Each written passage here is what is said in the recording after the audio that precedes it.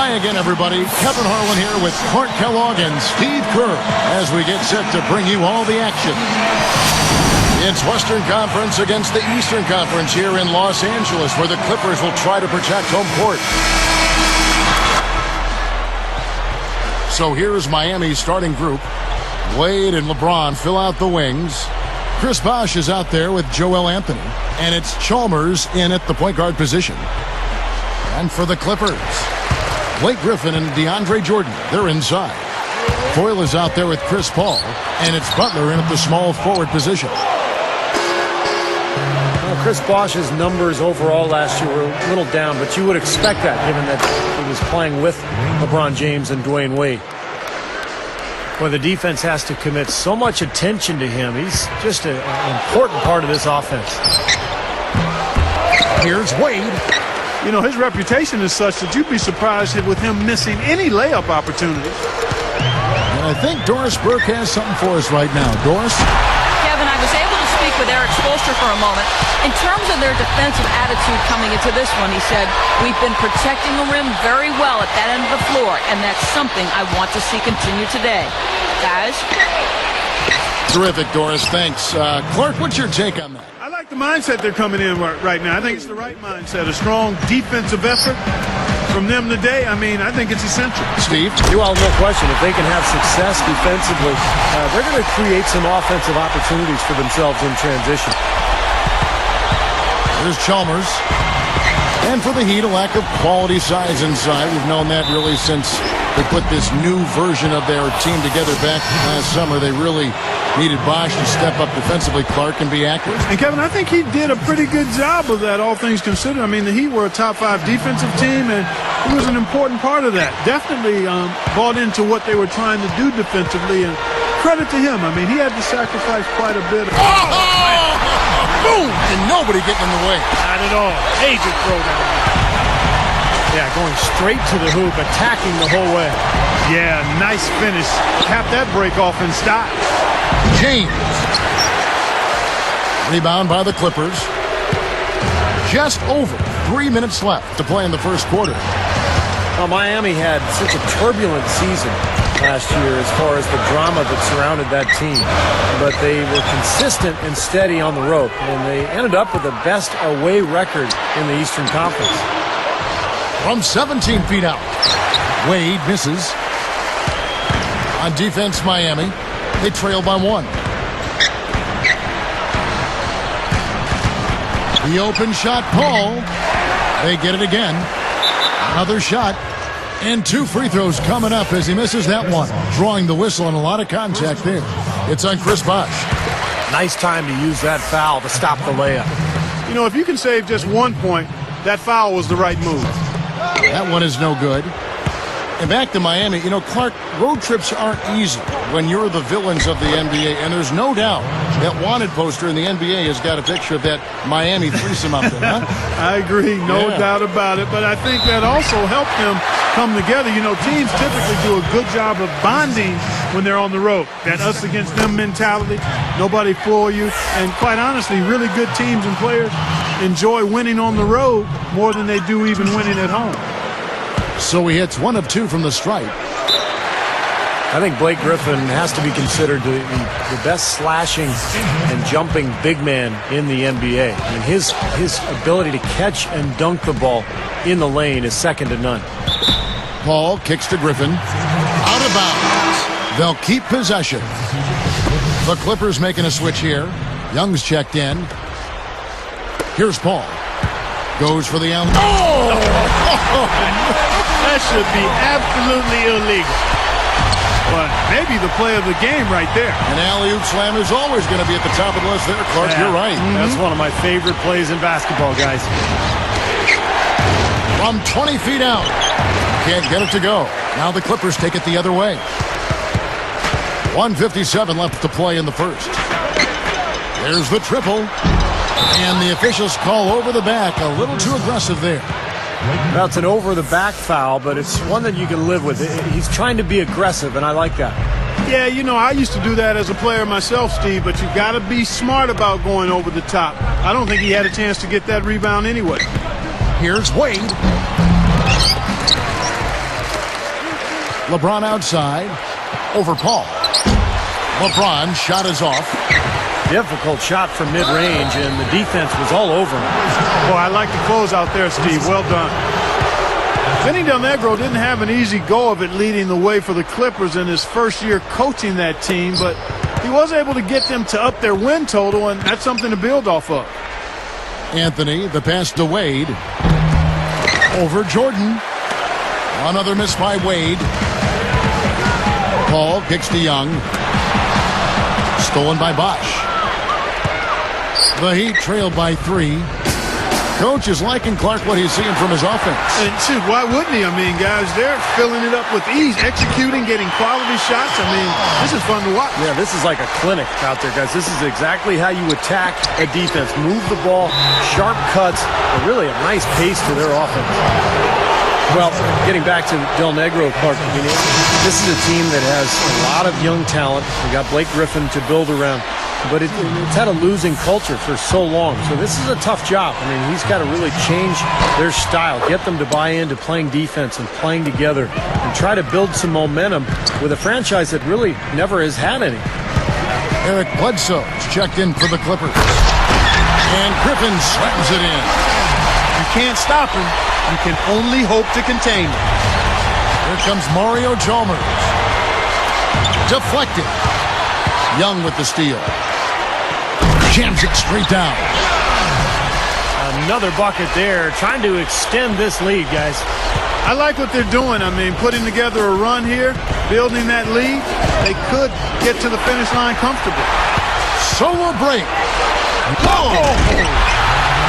Now that's just rubbing it in, fellas. Throwing it down with style. These folks are not going to forget that one anytime soon. Been a real struggle just trying to hang on to the ball for this club. Well, Steve, that's a big reason for the deficit. I mean, they've just had trouble taking care of the ball. The Clippers making a switch here. Butler's checked in. Wade hits the reach-in call. So that will be his second foul of the game. We're in the bonus, and we'll go to the line to shoot 2. Both good from the line that time.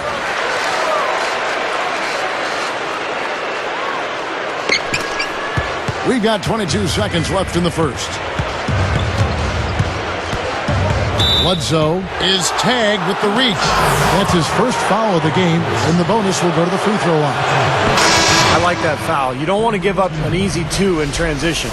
No, you don't want to give up a layup. Make him earn them from the stripe, and maybe you get a break and he makes only one of the free throws or misses them both. And that one goes in. 2 from the line that time. Clippers leading by 9.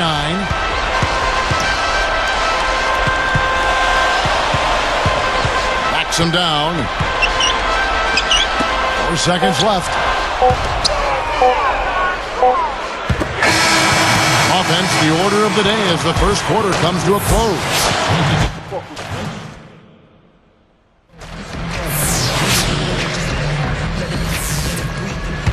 Welcome back, folks. We'll see if we're in store for a more tightly contested quarter as we move here into the second. Tough season last year for Caron Butler. He was playing so well before he went down with that torn patellar tendon. So hopefully he'll come back and have a strong season this year. So with Paul on the bench, here's who's on the floor now for Vinny Del Negro. They've got Foy. Caron Butler is out there with Martin. Then there's DeAndre Jordan. And it's Bledsoe in at the point. And Doris Burke has something for us. Hey, Doris.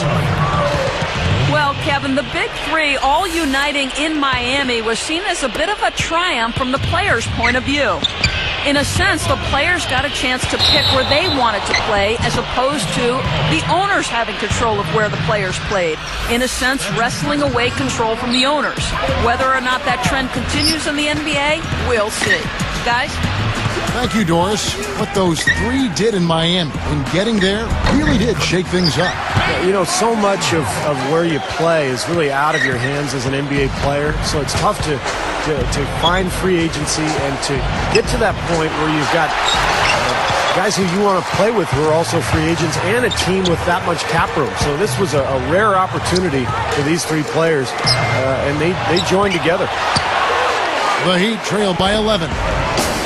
An easy 2 points on the layup. I love that superb pass that time, guys. It allowed them to get behind the defenders. The hoop was there waiting for them. Los Angeles calls timeout. Steve, that patella tendon injury really a major setback. I mean, Karan is one of the toughest players in the league and has been since he stepped foot in the NBA. If anybody can come back from that, I think he can. For the Clippers, Blake Griffin, he's checked in for Martin. Young comes in for Caron Butler. And it's Paul in for Eric Bledsoe. Clippers leading by 9. Young with the ball. He's picked up by LeBron. Jordan kicks to Young. From deep. And again, it's the Clippers missing. I like the defense, guys, really getting a hand up and challenging shots. Yes, Steve, lurking on that shot, and that was a tough one. Well, the Clippers made so much improvement last year, but one area they struggled, they only went 13-17 against the weaker Eastern Conference. So that's a number they'd like to improve upon this year. Bobby Simmons, he's checked in for Nick Young. And they call the 8-second violation. Too much time getting it up court. Reggie Evans, he's checked in for the Clippers. The Heat trail by 9. We talk about those Eastern Conference teams and making those road trips to the West. Even the Clippers were not an easy opponent to play for them, Clark. No, not at all. I mean, the Clippers might have been a Cinderella playoff team if they were in the East. I mean, with that 23-18 home record. The West has so much talent. Top to bottom, it's on display every night. Caron Butler's checked in for the Clippers. He's picked up by LeBron. And the slam by Blake Griffin. Boy, how about the touch on that pass? Lobbed it up there nice and soft. Feathery. Yeah, looked like it made Steve for a pretty easy catch. Well, the pass may have been soft, but the dunk was anything but. Nick Young's checked in for Caron Butler.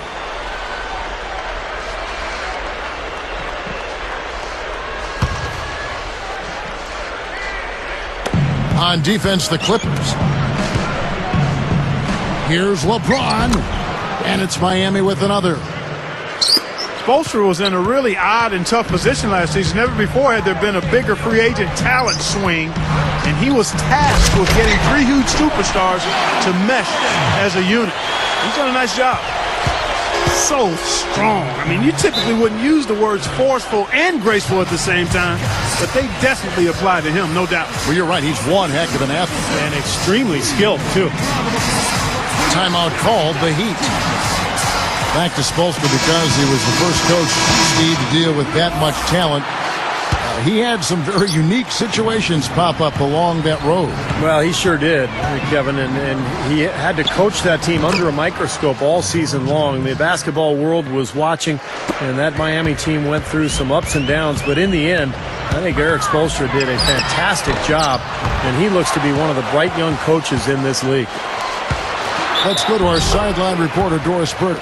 Doris, what do you have? Gentlemen, plenty of respect between LeBron James and Chris Paul. They won a gold medal together in Turkey. They're good friends. Chris said, LeBron is probably the best athlete I've ever seen, the best in the game right now.